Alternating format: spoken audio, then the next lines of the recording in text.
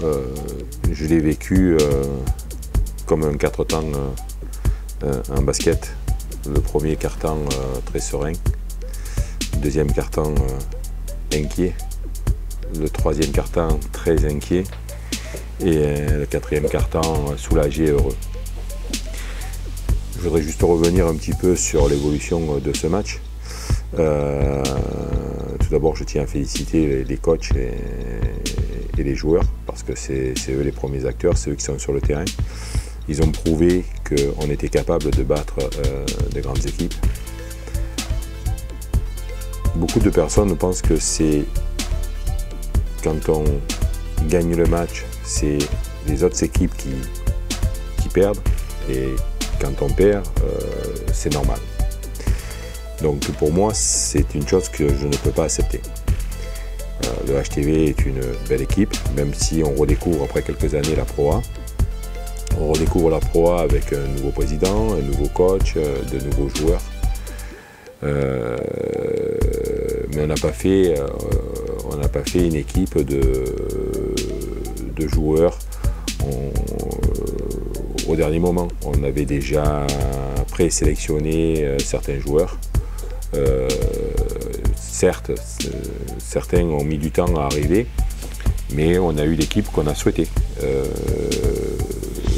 Un élément ou deux près qu'on n'a pas pu garder, qui sont partis jouer dans notre club.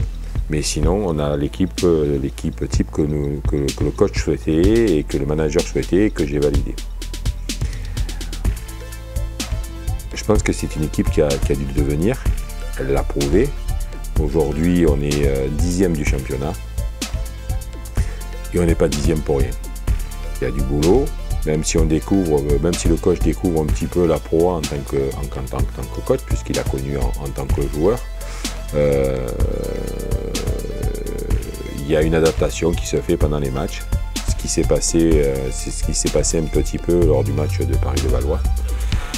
Il a dû s'adapter, le coach a dû s'adapter. Il a fait son rôle de coach et à un moment donné, donc, il a trouvé la bonne composition qui a fait qu'on est passé de moins 15 à plus 5 et qu'on a gagné le match. Donc je tenais simplement à remettre un petit peu les choses comme elles doivent être mises et surtout vis-à-vis de la presse nationale qui ne vivent pas les matchs parce qu'ils doivent les voir ou entendre ou s'imaginer, alors que la presse locale, elle est là et elle analyse réellement l'attitude du match.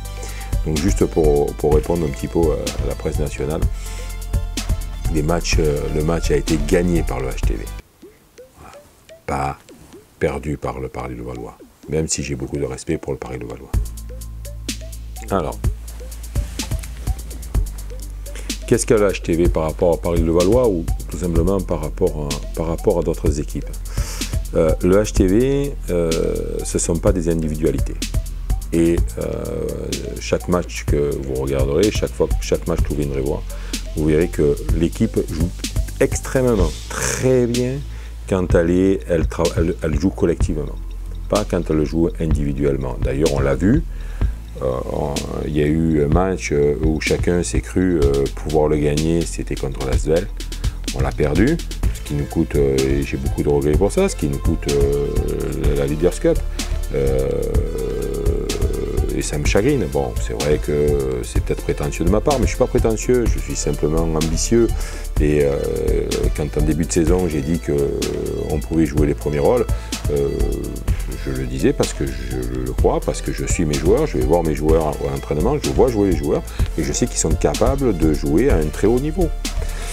Donc, ils ont eu la niaque, mais ils ont eu la niaque parce qu'à un moment donné, ils ont joué leur jeu collectif et qu'ils sont remontés au rebond. Ils ont su défendre plus, ils ont su mieux défendre dans le dernier quart-temps, ce qu'ils n'ont pas fait dans les trois premiers. Et ils ont su récupérer des ballons, ils ont su mettre la pression. Et après, une fois que vous avez mis tous ces ingrédients-là, effectivement, et que vous tenez le ballon, vous pouvez que gagner un match, puisque vous n'avez qu'à regarder les stats. C'est celui qui a le plus de ballons, qui maintient le plus de ballons au niveau des interceptions, au niveau des rebonds, chaque fois qu'on gagne le match. D'ailleurs, si on regarde les stats, elles sont claires, quoi. On est la plus mauvaise équipe au niveau des points marqués et on est dans le top 3 de la meilleure défense et des prises de rebond. Donc ça veut dire que si on est là au milieu du championnat, en plein milieu du championnat et qu'on est à la 10e place, c'est que ça fonctionne et on a gagné donc contre Paris-Levallois parce qu'effectivement on a été meilleur en défense dans le dernier quart-temps et bien entendu plus adroit.